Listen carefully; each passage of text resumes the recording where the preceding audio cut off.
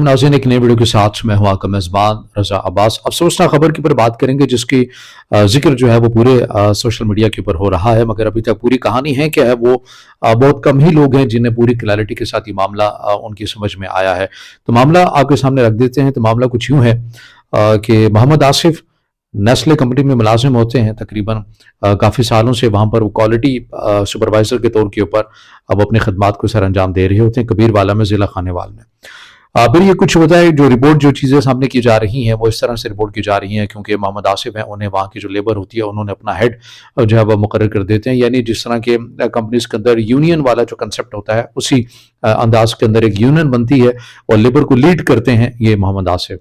Company जो होती है, कंपनी इनसे फिर खासी तंग भी हो रही होती है। ज़ाहिर है जो लीडर होता है वो फिर जो एम्प्लॉयज़ हैं, जो मजदूर हैं, उनकी जो मुश्किलात आ रही होती है वो मैनेजमेंट तक पहुंचाता है। तो मैनेजमेंट उनसे खासी परेशान थी। मैनेजमेंट ने उन्हें कहा कि भाईजान आप रुखसत पर जाएं। उन्हें भेज दिया जाता है, निकाल दिया जाता है नौकरी से, मगर वो हिम्मत नहीं हारते हैं और मुल्तान में अदालत में अपना केस दायर कर देते हैं कि कंपनी ने मुझे गैर कानूनी तौर के ऊपर निकाला है, मेरे साथ इंसाफ नहीं किया गया। इसमें फिर जो मुल्तान की अदालत होती है वो मोहम्मद आसिफ के हक़ में फ़ैसला सुनाती है। जस्टिस जवाद गलबन है, वो उनके हक़ में फ़ैसला सुनाते हैं मोहम्मद आसिफ के, और कंपनी को ये कहते हैं कि ये जितने सालों से बाहर रहे और आपने इनकी तनख्वाहें नहीं दी हैं, इनकी वो तनख्वाहें भी इन्हें वापस की जाए और दोबारा से इन्हें इनके ओहदे के ऊपर दोबारा बहाल किया जाए।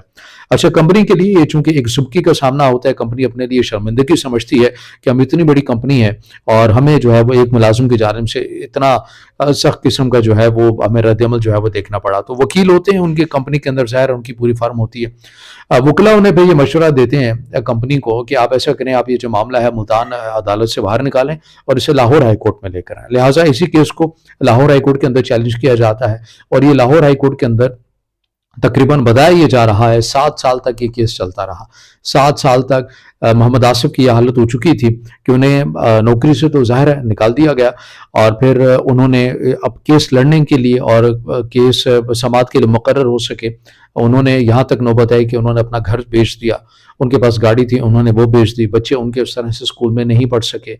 उन्होंने अपनी जितनी भी जमा पूंजी थी वो सारी की सारी इस केस के ऊपर इस नीयत से लगा दी और इस उम्मीद के ऊपर लगा दी कि मुझे एक ना एक दिन इंसाफ मिलेगा और ये तमाम के तमाम जो पैसे हैं ये मुझे मिल जाएंगे और फिर मैं इनसे तमाम अपने जो मसाइल हैं उन्हें हल कर सकूंगा। मगर अफसोस कि मोहम्मद आसिफ को उनकी जो उम्मीद है वो टूट जाती है। 7 साल के बाद भी जज कभी कोई ना कोई वजूहात की बिना के ऊपर जो केस है वो ताखिर का शिकार होता रहता है और उन्हें शेखपुरा से लाहौर जो है वो जाना पड़ता है, ये किराया भी लगाना पड़ता है, फिर वकला को फीस के लिए अलग से पैसे देने पड़ते हैं। तो तमाम की तमाम करके अपनी हिम्मत जब उनकी टूट जाती है, जवाब दी जाती है उनकी हिम्मत, उसके बाद वो एक ऐसा इक़दाम करते हैं जो कि ज़ाहिर है एक्सेप्टेबल नहीं है, मगर इस समाज ने, इस अदालत, इस मुल्क की अदालत इंसाफ ने उन्हें मजबूर किया कि वो खुद सोजी के ऊपर जो है वो राज़ी हुए। ज़ाहिर है ये किसी इंसान के लिए पेट्रोल छिड़क कर खुद को आगे लगाना ये कोई आसान अमल नहीं होता है।